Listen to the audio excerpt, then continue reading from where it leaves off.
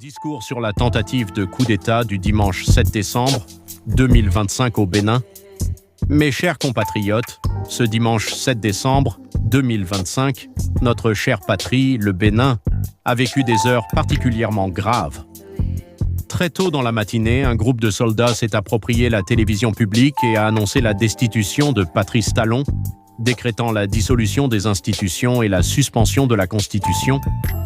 Ils se sont autoproclamés Comité militaire pour la refondation, CMR, et ont désigné Pascal Tigri comme chef de ce prétendu gouvernement.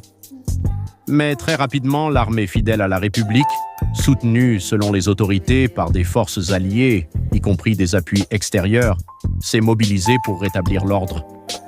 Les mutins ont été neutralisés, le contrôle de la télévision et des lieux stratégiques repris, et plusieurs soldats arrêtés. Le gouvernement a annoncé que la tentative de coup d'État avait été mise en échec. Ce soir, je m'adresse à vous non seulement pour rendre compte des événements, mais aussi pour appeler à l'unité, la vigilance et la résilience. Pourquoi ce coup d'État? Et pourquoi maintenant? Les auteurs de ce putsch, s'ils s'avèrent réellement liés au CMR, ont avancé plusieurs justifications.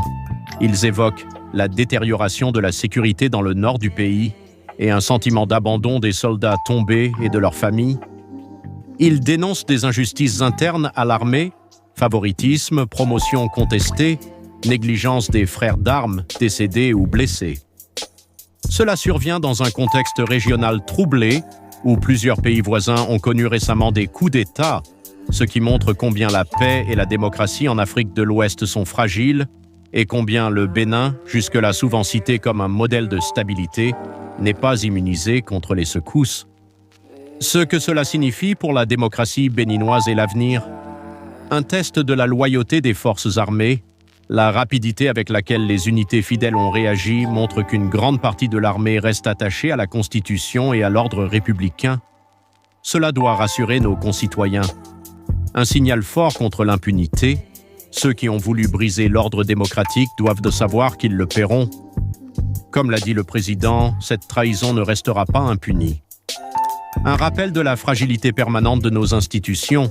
Cette tentative prouve que même des démocraties relativement stables peuvent être ébranlées et que le respect de l'état de droit, de la sécurité et de la justice sociale reste essentiel.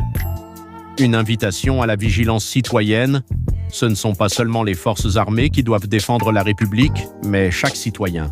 Solidarité, tolérance, dialogue et respect des lois sont plus que jamais nécessaires. Un appel à la paix, à la raison et à l'unité nationale. À vous, mes compatriotes, je dis, ne laissez ni la peur ni la haine semer la discorde. Restez unis. Protégeons ensemble nos institutions, notre Constitution, notre démocratie. À ceux qui doutent, je dis, observez.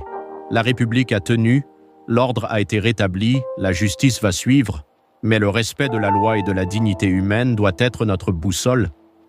À l'armée et aux forces de sécurité, je dis, continuez de protéger le peuple, car vous êtes le rempart de notre stabilité. À la jeunesse, à toutes les composantes de la nation, je demande, œuvrons pour le dialogue, la cohésion, la confiance. Ce soir, le Bénin reste debout, mais gardons-nous de l'euphorie. Ce sacré équilibre qu'est la paix, institutionnelle ou sociale, se bâtit chaque jour avec humilité, courage et responsabilité.